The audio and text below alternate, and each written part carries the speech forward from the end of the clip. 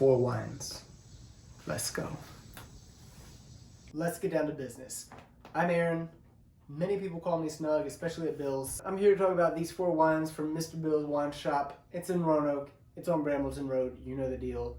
And importantly, you also know the deal is that if you like the sound of these 4 wines, you call and ask for them by name. If you do not like the sound of these 4 wines, you call and you ask for what you need, right? We know the deal. Let's get to it. Tonight, I'm going to tell you what I want, and that's going to really color the way I talk about these wines, but I think it's right. It's 100 degrees. My child's been shouting at me. I don't want to watch another damn Marvel movie, but I want something that doesn't make me think too much. I don't want the Criterion Collection, right? It's 100 degrees. I'm tired. I want something like a spaghetti western, right? Like something that has a little bit about it, a little something going on, but it's also not,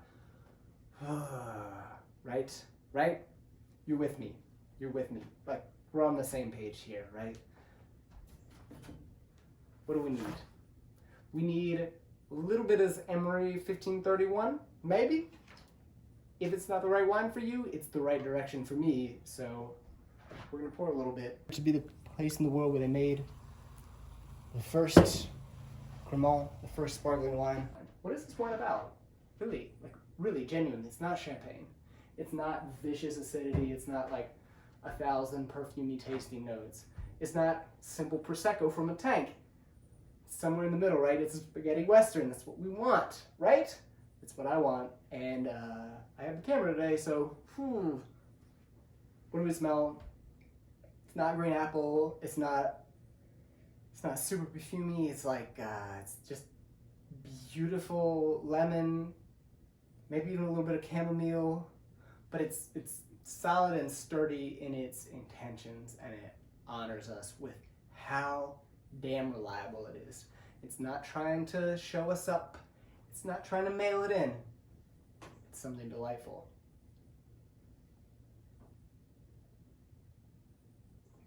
That's nice. Next bottle. This is Elena Walch Muller Thurgau. It's from the north of Italy. It's a winery that's all women winemakers, and it's a wine that in its current form maybe even shouldn't exist. Muller Thurgau is it's a grape that they say will never make anything other than like cheap wine to make up the numbers, right? Like that's what it is in a lot of places.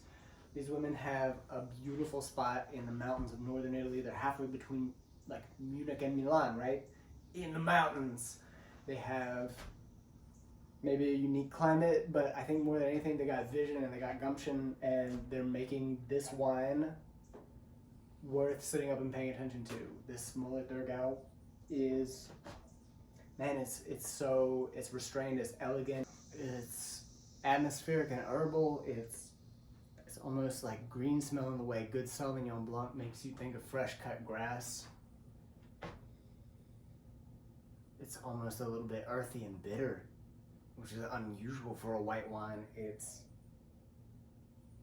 maybe just the slightest hint of lemon. Like,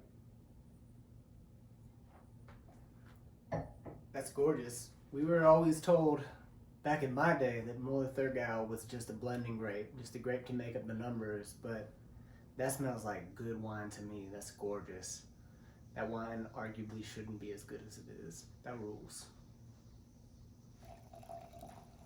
Next, Ostatu Rosado, north of Spain, just south of the Basque Country. It's not quite dry, dusty, plain Spain, right? It's a little bit mountainous Spain, and it's bright strawberries. It's maybe a little bit of balsamic. It's just gorgeous. It's precise. It doesn't give you the impression of like a lot of things going on willy-nilly. It gives you the impression of a wine that knows what it's about. That's gorgeous. That's a baller wine. Oh yeah, that rules. We should be thinking more about this when we think about something like an Italian. Like, put down that like flabby, like super dark rosé. Get something that's beautiful, light color. Yeah, that rules. Why don't we think about this more? This is great.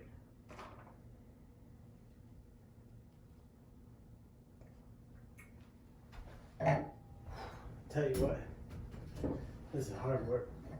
Finally, we got Willm Pinot Noir from Alsace, the north of France. Was Germany for a little while. I mean, you know that shape of bottle. It's supposed to be Riesling in that bottle, but it's red wine, it's Pinot Noir, it's gorgeous, it's a little bit of fat black cherries. I mean, it's cherry season. It's a little bit something leaner, brighter. A little bit of raspberry, a little bit of cranberry even. A little bit of like that, almost like that sense you get like deep into the fall when the wind picks up all the twigs and leaves. But it sits in there with that fat summer fruit smell. That's something only Pinot Noir can do. Pinot Noir holds those two opposites hand in hand. Love that. We love that about Pinot Noir, right? Like everyone calls it the diva grape, but Pinot Noir holds those opposites. Oh, and on the palate, it's bigger than I thought it would be. That's like ripe cherries. Yeah. A little bit of that earthy bitterness comes in at the end to kind of like punctuate it, but man, that sings with cherries. That's gorgeous.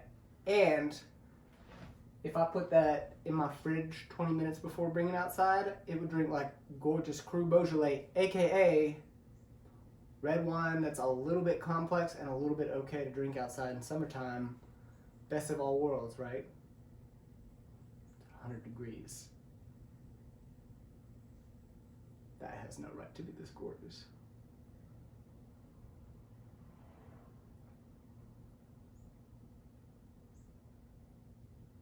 Has no right. Versatile, herbal, precise, confident, 100 degrees out, if not more. Humidity is off the charts.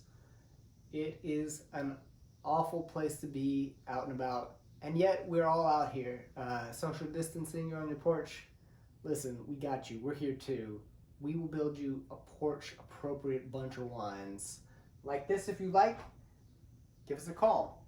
If you like nothing about these wines, also give us a call. We have all the opposites at Mr. Bill's. Like, genuinely, we love to drink wine. We probably all hate this weather, but we're out here drinking it for you. Salud.